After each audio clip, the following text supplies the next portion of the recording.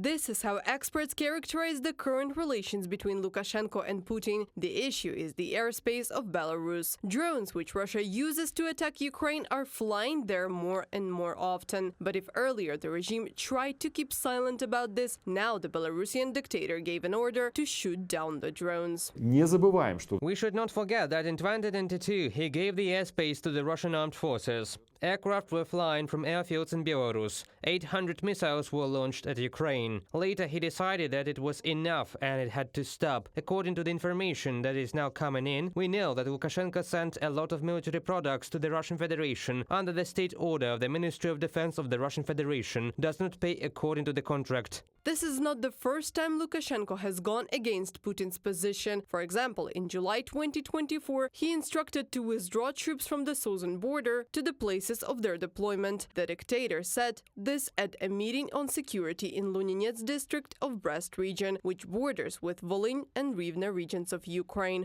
Ukrainian troops have been withdrawn, so our troops should be removed from their border, so that they understand that we are not going to fight, and we are not going to concentrate our armed forces here, except for the Special Operation Forces. Alexander Lukashenko, self-proclaimed president of Belarus, from Belta news agency.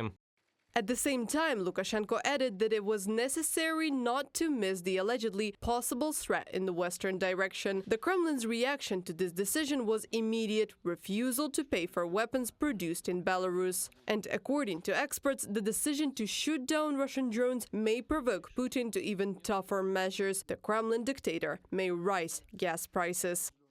Lukashenko is even shooting down Russian drones to show Putin that he is not happy, that he doesn't want Belarus airspace to be used. Is this a sign that Lukashenko is changing his strategy regarding the war in Ukraine? No, this is a tactical game. He's thinking about himself. He's trying not to provoke Putin before his reappointment to the position of head of Belarus, which he has usurped. He has been and will be a strategic partner of the Russian Federation. Today, Lukashenko is in a difficult situation. On one hand, he can no longer sell his people the slogan that he will keep a peaceful sky over their heads. After all, it is no longer possible to hide the fact that Russian drones are flying on the territory of Belarus. But on the other hand, the only way to keep his legal power is to continue playing along with Putin. Therefore, Lukashenko continues to build up the military contingent and thus create a threat of aggression on the border with Ukraine. In addition, Minsk continues supplying the Kremlin with the necessary weapons, as well as helping Russia to circumvent sanctions.